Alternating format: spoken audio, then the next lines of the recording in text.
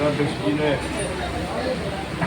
कहा है कि किस प्रकार की परिस्थितियां उपचुनाव की संभावना मात्र से भारतीय जनता पार्टी के लोगों के द्वारा दतिया में उत्पन्न की जा रही है।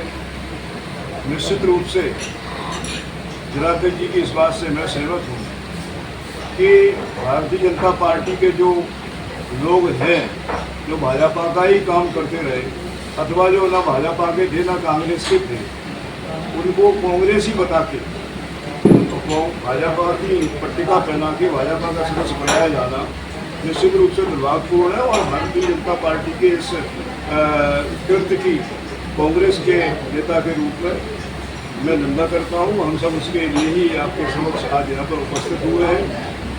आप सब निरंतरता के साथ 2023 के चुनाव के बाद कांग्रेस के विभिन्न कार्यक्रमों की कवरेज करते रहे हैं और हम लोगों की आपसे आप लोगों से निरंतर वार्ता भी होती है और भेंट भी होती है कार्यक्रमों में। हमारे प्रेस नोट भी कांग्रेस पार्टी के आपके पास पहुंचते हैं। उनमें से कितने ऐसे लोग हैं जिनको पट्टी पहनाकर कांग्रेसी घोषित करके भाजपा ही बनाया गया पिछले दिनों, जिनको आपने अपने हमारे कांग्रेस के कार्यक्रमों में आप लोगों ने देखा होगा।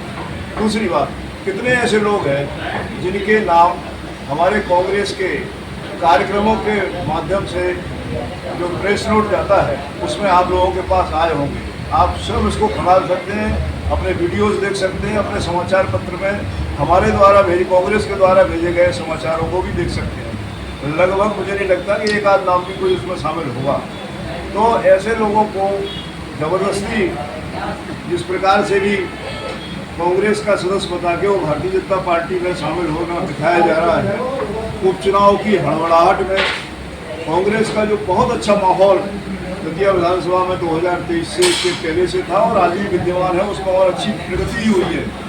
उसको दायित्व रहता है कि 6 महीना पहले या तो उसमें हमें अभी स्टे मिल जाएगा। अगर 1% स्टे नहीं मिला तो उन्हें अपनी तैयारी तो करना है, क्योंकि बरसात काल आ रहा है तो वे अपनी का पूरी प्रक्रिया तो करेंगे। नहीं, वो अपनी प्रक्रिया निश्चित रूप से पूरी करेंगे, उनकी प्रक्रिया जो चल रही है।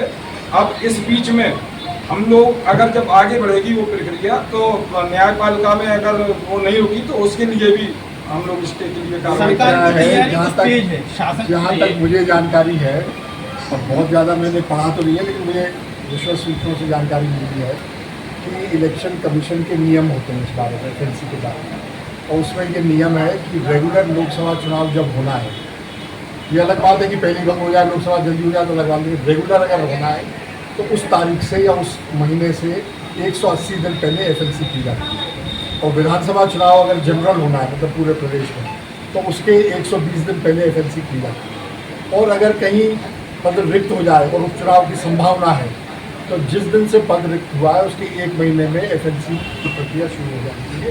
ये नियम है, तो इसलिए ये कहीं इस बात का संकेत देंगे कि ऊपर से चुनाव की प्रक्रिया शुरू हो गई। ये तो निर्धारित प्रक्रिया है, उसके तहत FNC की जा रही है। एक प्रक्रिया है कि जैसे राय मार्ती जी ने कहा कि हम 28 में हम भी प्रत्याशी रहेंगे अभी का, जबकि आप कह रहे ये उपचुनाव में पंजा सिंह रहेंगे। एक प्रश्न ये हो गया है ना, तो इसे क्लियर करना है कि आखिर में आपकी बात सच है या वो जो अड़े हुए हैं कि 28 में हम ही रहेंगे। क्या उन्होंने ऐसा कहा कि 28 में वो प्रत्याशी होंगे? नहीं कहा, 28 में नहीं रहेंगे।